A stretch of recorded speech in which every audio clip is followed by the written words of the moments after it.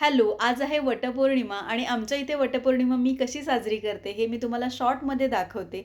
बरं, मी खूपदा म्हटलेलं आहे माझ्या व्हिडिओ थ्रू की मी भोपाळमध्ये राहते. त्याच्यामुळे इथे महाराष्ट्रीयन फॅमिली खूप कमी आहेत आणि त्याच्यामुळे अगदीच म्हणजे 2-4 फॅमिली आहेत आणि ते आपल्या आपल्या वेळेनुसार येऊन करतात.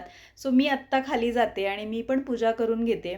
मी पूजेची तयारी ऑलमोस्ट सगळी कालच करून ठेवली होती. म्हणजे जे मला काही आणायचं होतं ते बऱ्यापैकी मला सामान भेटलं. काही म्हणजे फणसाचे गरे वगैरे मला काही ते भेटले नाहीत.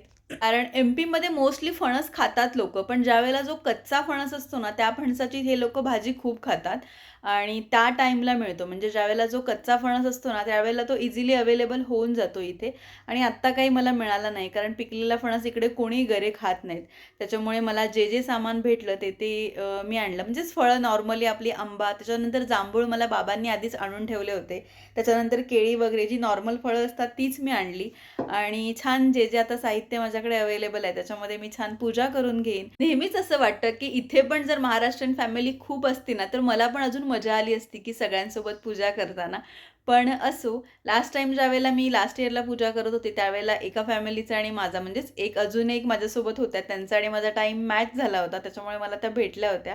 पण आज मी एकटीने छान पूजा करून घेतली. त्याच्यानंतर आम्ही छान-छान दोघांनी फोटोज वगैरे काढले आणि छान वाटतं वटपौर्णिमेला मला नेहमी. त्याच्यानंतर फोटोज वगैरे झाल्यानंतर आम्ही घरी निघालो आणि हे पण मला एक सांगण्याचं विशेष आहे, की ज्यावेळेला ही पूजा असते ना, नेहमी माझ्यासोबत पृथ्वी ही पूजा करायला येतात. त्याच्यानंतर त्यांचं असं झालं, की आज दिवसभर जर तू काही खात नाहीस, म्हणजे तुझा उपवास आहे, तर तू जेवण पण बनवू नकोस.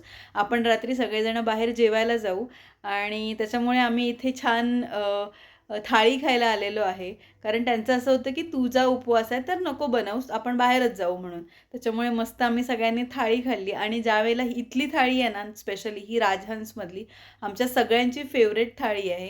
कारण एका थाळीमध्ये छान सगळ्यांचे आवडीचे वेगवेगळे पदार्थ मिळून जातात आणि जेवण पण सुंदर होतं. इथे मुगाची भजी आहे, म्हणजेच इकडे मुगवडे म्हणतात. त्याच्यानंतर नंतर गुलाबजाम होता, श्रीखंड होतं, त्याच्यानंतर सॅलड होतं, डाळ होती आणि दहीची आपली कढी असते ती होती, कढी पकोडा. त्याच्यानंतर पालक पनीर होतं आणि एक होती गठ्ठेची भाजी, म्हणजे जी गट्टे की सब्जी म्हणतात ती होती. त्याच्यानंतर तवा रोटी, पराठा होता, पुरी होती, पालक पुरी. म्हणजे जे आपल्याला पाहिजे किंवा जितका वेळ पाहिजे तितका वेळ छान ते देतात. त्याच्यानंतर पापडमध्ये पण अगदी 2-4 प्रकार होते छान. भातामध्ये पण तसंच होतं. पण ॲक्च्युअली थाळी खाल्ली ना, तर पूर्ण थाळी ती काही जात नाही आणि अशी छान रंगीबेरंगी आमची थाळी आहे. छान आता सगळेजण आम्ही पोटभर जेवू. त्याच्यानंतर मग घरी जाऊ. बरं, तुम्हाला कसा हा छोटासा व्लॉग वाटला मला नक्की कमेंट करून सांगा. Thank you so much for watching. Bye bye.